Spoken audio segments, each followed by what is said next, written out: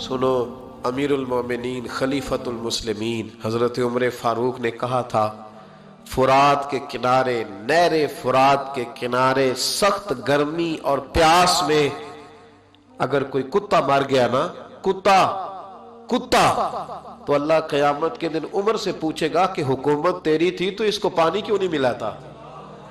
تیری گورنمنٹ میں پانی کیوں نہیں ملا؟ کیا بات کرتے ہو صاحب۔ اور یہاں میں نے کہا کہ سب نمبر گیم کے چکر میں ہیں، سب نمبر گیم کے چکر میں کہ میں نے ایسے کیا تو فلاں نے ایسے کیا۔ اللہ تبارک و تعالیٰ بڑا کریم ہے۔ جمعہ کا دن ہے، یہ دعا کرو دل سے کہ یا اللہ اگر تو حضرت عمر فاروق کے بعد حضرت عمر بن عبدالعزیز کو بھیج سکتا ہے تو کسی اور کو بھی بھیج دے۔ تو قادر مطلق ہے نا، مہربانی فرما، اب غرباء پر، مساکین پر، کمزوروں پر رحم فرما، اب فضل فرما۔ وہاں تو یہ حال تھا کہ حضرت زید بن، یہاں تو کہتے ہیں نا غلطی سے ہو گیا، حضرت زید بن حارثہ کہتے ہیں ایک جنگ کا موقع تھا، ایک شخص کفر کی طرف سے لڑتا آ رہا تھا، کفر کی طرف سے۔ فرماتے میں نے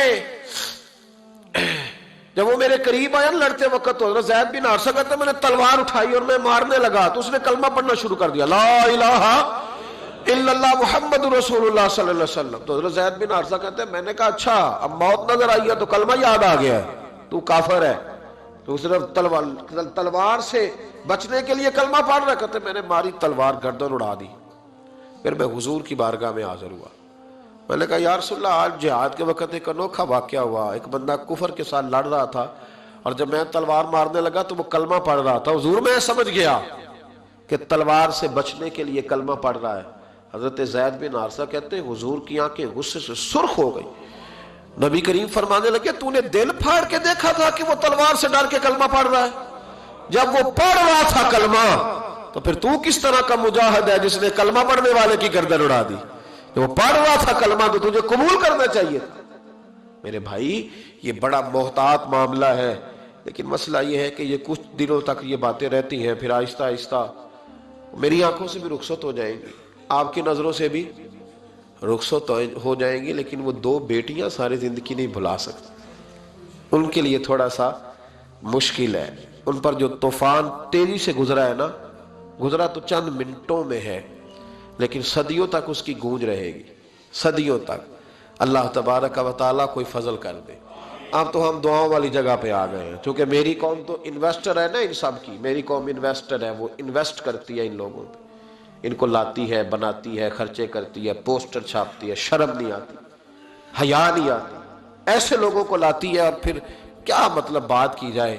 اور میں نے اس وقت بھی کہا تھا، میں پھر کہتا ہوں اور ببانگ دوہل کہتا ہوں کہ نمبر پلیٹیں بدلنے سے گاڑیاں ٹھیک نہیں ہوتی، نمبر پلیٹیں بدلنے سے گاڑیاں ٹھیک نہیں ہوتی، گاڑی کا انجن بدلنے سے پھر ہی اس کا دھواں ختم ہوتا ہے۔ نمبر پلیٹ بدل کے چہرے وہی، باتیں وہی، کام وہی، یہ کس طرح صحیح ہو سکتا ہے؟ یہ تو نظام اس وقت ٹھیک ہو جائے جب اندر سے بولیے انجن بدلے جائیں گے، تب یہ معاملات صحیح ہوں گے۔ بس دعا کرو جمعے والے دن اللہ اپنی خاص رحمت فرمائے۔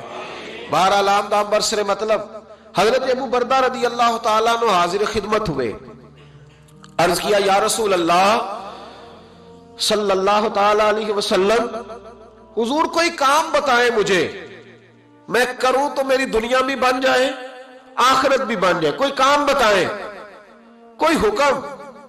آپ فرماتے میری جیب میں پیسے بھی تھے، حضور کہتے تو میں کنواں بھی کھدوا دیتا، سرکار فرماتے تو میں کسی مسجد کی جگہ میں وسعت بھی کر دیتا، کوئی حکم بتائیں۔ تو کہتے حضور نے عجیب حکم بتایا، فرمایا اعزل الاذی عن طریق المسلمین، فرمایا ابو بردہ اگر تو نے نفع والا کام کرنا ہے نا جس سے تیری دنیا بھی بنے اور آخرت بھی بنے، تو فرمایا جب تو رستے میں چل رہا ہو نا تو جو چیزیں کسی کو تکلیف دینے والی ہو وہ رستے سے اٹھاتا جایا کر، وہ چیزیں رستے سے، مشکل کام ہے، خاصا مشکل ہے نا جی، رستے سے چیزیں اٹھاتے جایا کر، یہ وہ کام ہے جس سے تیری دنیا بھی بنے گی اور تیری آخرت بھی بنے گی، تجھے نفع ملے گا۔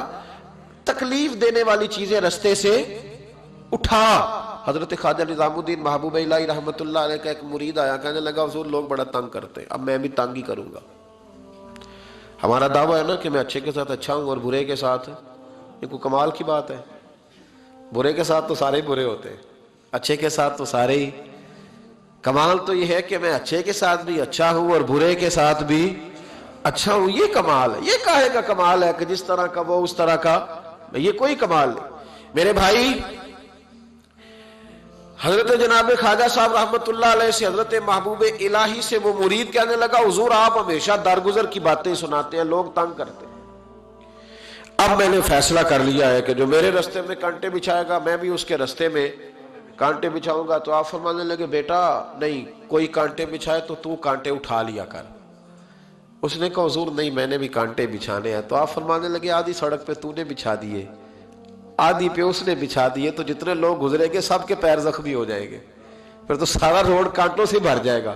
کوئی اٹھانے والا بھی تو ہونا چاہیے نا، کوئی کانٹے چلنے والا بھی ہونا چاہیے، کوئی ایسا شخص موجود ہو جو رستوں کے کانٹے اٹھائے۔ میرے بھائی راہ کے ہم پر حقوق ہیں، رستے کے ہم پر۔ نبی پاک صلی اللہ علیہ وسلم نے رستے میں بیٹھنے پہ منع کیا، لیکن فرمایا اگر بیٹھنا ہے تو تمہیں 5 کام کرنے پڑیں گے۔ گرمیوں میں جس کا دل کرتا ہے نا کہ کھلی ہوا میں بیٹھوں، بیٹھ لے پر 5 کام کرے، یہ بخاری ہے۔ جس کا دل کرتا ہے نا سردیوں میں گلی میں بیٹھوں دھوپ لوں، تو پھر وہ کتنے کام کرے گا؟ بولیے یا رسول اللہ صلی اللہ تعالی علیہ وسلم کیا کیا کرے تو رستے میں بیٹھنے کی اجازت ہے؟ تو نبی پاک صلی اللہ علیہ وسلم نے فرمایا رستے کا حق ادا کرو، 5 کام کرو۔ یا رسول اللہ کون کون سے؟ فرمایا اگر رستے میں بیٹھنا ہے تو نظریں نیچی کر کے بیٹھو، اس کو بھی اس کو بھی، آنے والے کو بھی اور جانے والوں کو بھی دیکھنے کی تمہیں اجازت۔ رستے میں بیٹھنا ہے تو پھر نظریں نیچی کر کے بیٹھو۔ رسول کریم علیہ السلام نے فرمایا رستے میں بیٹھنا ہے تو دوسری شرط ہے، یہ شرطیں 5 لگائی نبی پاک نے، یہ بخاری ہے۔ فرمایا رستے میں بیٹھنا ہے تو دوسری شرط تمہارے لیے یہ ہے کہ جتنی چیزیں تکلیف دینے والی رستے میں پڑی ہوں گی وہ بیٹھنے والے نے اٹھانی ہے۔ اس نے ایک نیا وہاں بیٹھ کے اذیت والا کام نہیں کرنا، بلکہ اس کی ذمہ داری ہے چونکہ رستے میں وہ بیٹھا ہے، تکلیف دہ چیزیں اٹھائے گا۔